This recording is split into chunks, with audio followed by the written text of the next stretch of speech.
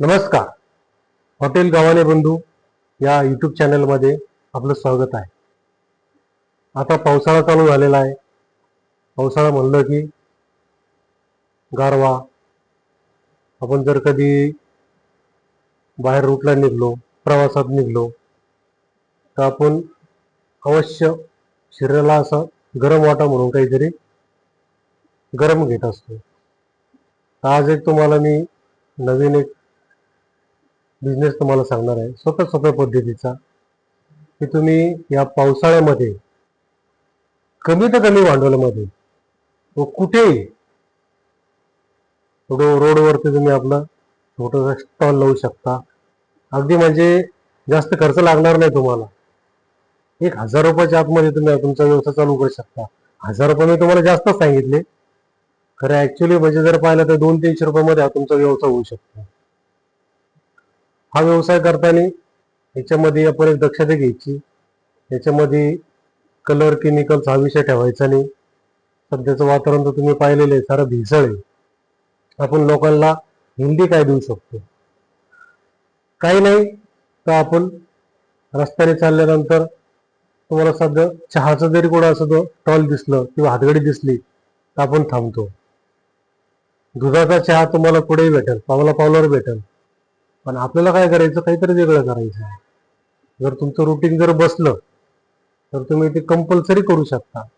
परंतु हे जे 3-4 महिने जे असतात पावसाळ्याचे, त्याच्यामध्ये लोक पसंत काय करतात, तर आल्याचा चहा.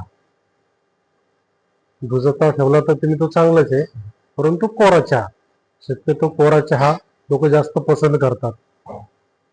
आल्याचा मस्त वेगळी सुगंधित असा गावरान आलं घेतलं की त्याचा चहा देखील लोक पसंत करतात. तुमच्या तिकडं जर कधी गवती चहा म्हणजे शरीरासाठी अतिशय गुणकारक असतो. गवती चहाचा जरी तुम्ही स्टॉल जर लावला कोरा, तरी तुमचं उत्तम तुम्हाला प्रतिसाद भेटेल. बरं, याला भांडवल जास्त लागत नाही. तुम्ही 1 किलो साखर जरी आणली, गवती चहा जर तुम्ही 10-20 रुपयाचा आणला, चहा पावडर आहे ते 5-50 रुपयाची आणली, आणि एक शेगडी, आपली शेगडी तुम्ही घेताना काय करायची, ती एक तर आपली लाकडावरची किंवा कोळशावरची घ्यायची.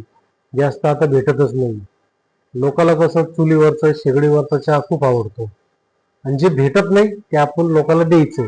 गॅसवरचं तुम्हाला पुढेही भेटेल, परंतु तुम्ही जर एखाद्या रोडच्या कडेला तो स्टॉल लावला छोटासा, तिथं एक बोर्ड लावला कधी स्पेशल आल्याचा चहा, स्पेशल गवती चहा, तर लोक तुमच्याकडे 100% थांबणार. तसंच तुम्ही तुळशीच्या पानाचा चहा देखील, हे देखील एकदम आयुर्वेदिक आहे. तुळशीचं पान चहामध्ये टाकलं का त्याचा सुगंध असतो, शरीराला ते अतिशय गुणकारी आहे. ते देखील ठेवून शिवचा. आणखीन एक लेमन टी, कोरा चहा करायचा. कोऱ्या चहामध्ये आपण लिंबू असतं, लिंबू पिळून प्यायचं. अति प्रतिम लागतं ते, इतकं जबरदस्त तो चहा लागता. अशा प्रकारचं जर तुम्ही कधी पावसाळ्याच्या सीझन मध्ये कमीत कमी भांडवलमध्ये जर तुम्ही स्टॉल जर लावला, तर रोज तुमचा 1,000 ते 1,500 रोज पुढे गेला नाही.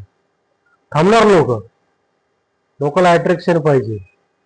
ताजा चहा, फ्रेशचा, लेमन टी, आल्याचा चहा, गवती चहा, तुळशीच्या पानाचा चहा, 100% ग्राहक तिथे थांबणार. त्याचा सुगंधच येतो त्याचा लांबून.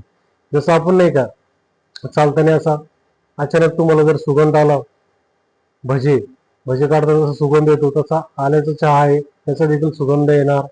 गवती चहाला वेगळा फ्लेवर असतो, तुळशीच्या पानाला वेगळा फ्लेवर असतो. आणि दूध तुम्ही वापरत नाही, त्याच्यामुळं दूध तुम्हाला त्याचा विषयच राहत नाही दुधाचा, की दूध फुटल तर काय होईल. त्याच्यासाठी या सीझन मध्ये तुम्हाला जर कधी पावसाळ्याच्या सीझन मध्ये कमीत कमी भांडवलमध्ये जर तुम्हाला कोणता जर व्यवसाय जर करायचा असेल, तर सगळ्यात उत्तम पर्याय म्हणजे हे 4 प्रकारचे चहा तुम्ही चालू करा. कोणतेही करा तुम्ही, आल्याचं करा, गवती चहाचा करा, लेमन टी करा, किंवा तुळशीचं पाण्याचं करा. हे 100% चालणार. कमीत कमी भांडवल आहे व सगळ्याच्या शरीराला ते हानिकारक. सगळ्याच्या शरीराला ते चांगलं आहे. तर आणखीन देखील मी तुम्हाला पावसाळ्यामध्ये तुम्ही काय करू शकता पुढच्या भागामध्ये मी तुम्हाला टाकणार आहे. व्हिडिओ जर आवडला असेल तर आपली कमेंट करा, आपल्या मित्रांना पुढे पाठवा. व्हिडिओ शेवटपर्यंत पाहिल्याबद्दल धन्यवाद.